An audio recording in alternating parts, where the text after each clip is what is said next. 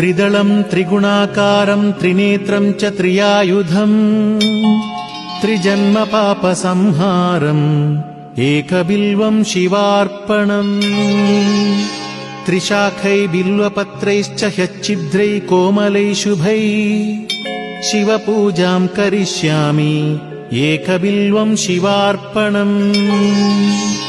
अखण्डबिल्वपत्रेण पूजिते नन्दिकेश्वरे शुध्यन्ति सर्वपापेभ्यो एकबिल्वं शिवार्पणम् सालग्रामशिलामेकां विप्राणां चातुचार्पयेत् सोमयज्ञमहापुण्यम् एकबिल्वं शिवार्पणम्